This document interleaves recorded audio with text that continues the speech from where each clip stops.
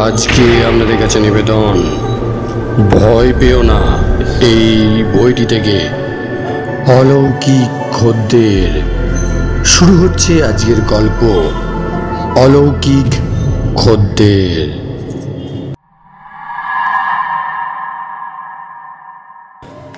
তখন দ্বিতীয় বিশ্বযুদ্ধের সময়, আমি তখন খুব ছোট।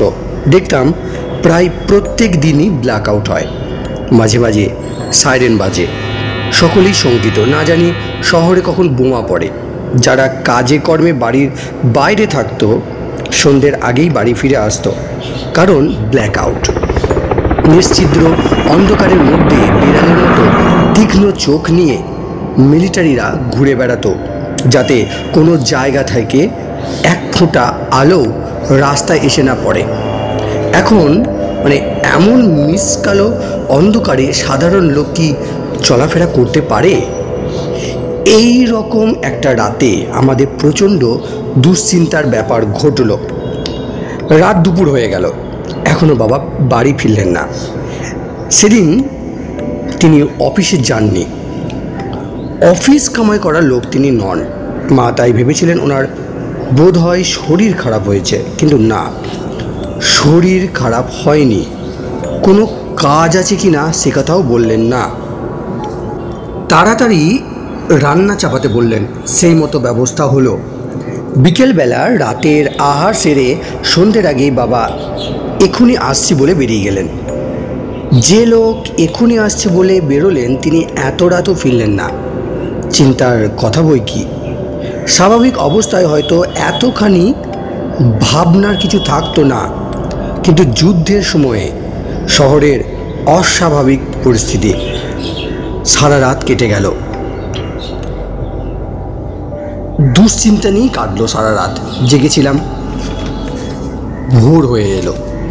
কিভাবে কোথায় এবার খোঁজ খবর করা হবে যখন মা এবং দাদারা পরামর্শ করছেন, সেই সময়ে হঠাৎ দরজায় কড়া নাড়ার শব্দ হলো। দরজা খুলে আমরা সবাই আনন্দে লাফিয়ে উঠলাম। বাবা ফিরেছেন। মার এখন দুশ্চিন্তার বদলে রাগ হলো।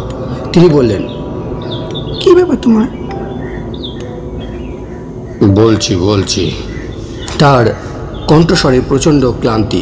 তাকে দেখেও মনে হচ্ছে বেশ ক্লান্ত। না ঘুমোলে চোখ যেমন লাল কঠোরগত হয়ে যায়, তার দু চোখের অবস্থা ঠিক সেই রকম। মাথার চুল উস্কো খুস্কো, এক পা ধুলো। মোট কথা তাকে দেখলেই বোঝা যাচ্ছে একটা বিপর্যয় ঘটে গেছে। বাবা বললেন, পরে বলবো, সব সাংঘাতিক ঘটনা। বিশ্রাম করে স্নান খাওয়া সেরে বাবা সেই সাংঘাতিক ঘটনা বলতে লাগলেন।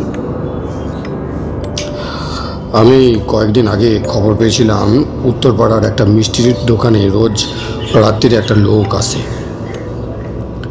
বেচাকেনা শেষে বন্ধ হওয়ার ঠিক আগে সে হাজির হয়। যা মিষ্টি টিষ্টি থাকে সব কিনে নিয়ে চলে যায়। ব্যাপারটা রহস্যময় মনে হওয়াতে দেখতে গিয়েছিলাম। সেখানে গিয়ে জিজ্ঞাসা করে জানতে পারলাম একটা লোকটা একই সময়ে আসে, রোজ আসে। ওরা জিজ্ঞাসা করলাম লোকটা দেখতে কেমন। দোকানদার বলল, ঢ্যাঙা মতো, গায়ে রং বেশ কালো, পরনে একটা খাদ্য ধুতি আর ফতুয়া।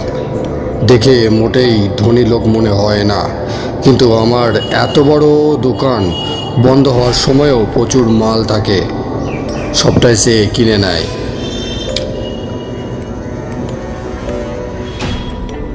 আমি বললাম, ভাঙাচড়া বা নষ্ট হয়ে যাওয়া মিষ্টিও তো থাকতে পারে, সেক্ষেত্রে কি হয়? দোকানদার জবাব দিল, সবই নিয়ে যায়।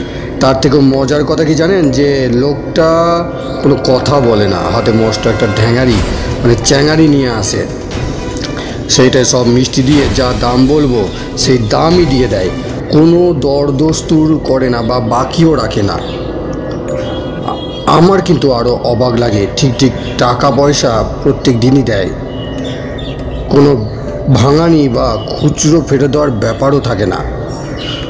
দোকানদারের কথা শুনে মনস্থির করলাম এক প্রকার করেই ফেললাম, ব্যাপারটা নিজের চোখে দেখতে হবে। দোকান কটায় বন্ধ হয় জেনে নিয়ে চলে গেলাম। যথাসময়ে ফিরে এসে দোকানে বসে দোকানদারের সঙ্গে গল্প করতে লাগলাম। এক সময়ে দোকানদার বলল, এইবার তার আসার সময় হয়েছে। বন্ধের গোছগাছ করা শুরু হলো, আর 10 মিনিট পরেই ঝাঁপ বন্ধ হবে। আর ঠিক তখনই দেখলাম খুব কালো লম্বা একটা লোক দোকানদারের বর্ণনার সঙ্গে একবারে প্রায় মিলে যায়। খাটো ধুতি আর ফতোয়া গায়ে এসে হাজির। লোকটা কোনো কথা বলল না, হাতের বিরাট চ্যাঙারিটা এগিয়ে দিল। দোকানদার তাতে মিষ্টিগুলো সাজিয়ে দিয়ে যে টাকা বলল সে ঠিক তাই মিটিয়ে দিয়ে ভারী চ্যাঙারিটা অবলীলাক্রমে এক হাতে তুলে নিয়ে চলতে শুরু করলো। লোকটার চোখ দুটো অস্বাভাবিক। লোকটার পিছু নিলাম, ইচ্ছে লোকটার সঙ্গে তো আলাপ করব, কিন্তু যতই হাঁটছি ওর সঙ্গে দূরত্ব আমার একটু কমছে না। অথচ দেখে মনে হচ্ছে সে একটুও তাড়াতাড়ি হাঁটছে না। মাঝে একবার একটু দৌড়েও নিলাম, কিন্তু দেখলাম লাভ হলো না, একই দূরত্ব রইল। লোকটা কিন্তু পিছন ফিরে একবারও দেখছেও না। কি করে সমান দূরত্ব বজায় রেখে চলেছে বুঝতেও পারছি না। দোকানের আলোয় দেখা লোকটার অস্বাভাবিক চোখ দুটো ভুলতে পারছি না। অবশেষে ওর সঙ্গে কথা বলার দুরাশা ছেড়ে দিলাম। এখন আমার একমাত্র লক্ষ্য সে কোথায় যায় দেখব। চারিদিকে ঘন অন্ধকার, কিছু দেখতে পাচ্ছি না, শুধু লোকটার সাদা পোশাকটাকে অনুসরণ করে চলেছি। সে আমাকে যেদিকে নিয়ে যাচ্ছে, যেভাবে নিয়ে যাচ্ছি, লোকটা যেন হাওয়ায় ভেসে চলেছে। এক সময় অনুভব করলাম আর পাকা রাস্তা দিয়ে হাঁটছি না, পায়ের তলায় বুঝতে পারছি ঘাস, মাটি, জল ইত্যাদি, কিন্তু তাতে আমার কোনো চিন্তা নেই। যেন স্বপ্নের ঘরে হাঁটছি। লক্ষ্য আমার কালো অন্ধকারে সাদা ফতোয়া। গাঢ় অন্ধকারও যেন সেরকম লাগছে না। আলনায় মেলে দিলে বাতাসে যেমন কাপড় চোপড় হিল হিল করে নড়ে, মাঝে মাঝে তার পোশাকটাও সেরকম উঠছে, পরক্ষণেই আবার ঠিক হয়ে যাচ্ছে। চলছি, কত দূর চলেছি ঠিক নেই। আস্তে আস্তে দেখি ফর্সা হয়ে আসছে। আশেপাশে ঘর বাড়ি, গাছপালা আবছা দেখা যাচ্ছে। ভোর হয়ে আসছে। তখন মনে হলো, তবে কি আমি সারা রাত ধরে হাঁটছি? একটু অন্যমনস্ক হয়ে পড়লাম। আবার যখন মনোযোগ এলো, দেখলাম আমি একটা খালের ধারে দাঁড়িয়ে আছি, আর খালের মাঝ বরাবর সেই লোকটা, কিন্তু জলের অনেক উপরে, শূন্যে অস্পষ্ট হয়ে এসেছে, আমার নাগালের সম্পূর্ণ বাইরে। দাঁড়িয়ে গেলাম। আলো বাড়ার সঙ্গে সঙ্গে লোকটাও মিলিয়ে গেল। ঘোর কেটে গেলে দেখলাম উল্টো ডাঙার খালের ধারে দাঁড়িয়ে আছি। শেষ হলো ঘটনা। খোঁজ খবর করে বাবা পরে জেনেছিলেন সেই রাতের পর থেকে অলৌকিক খদ্দেরটি আর আসেনি। শেষ হলো আজকের গল্প।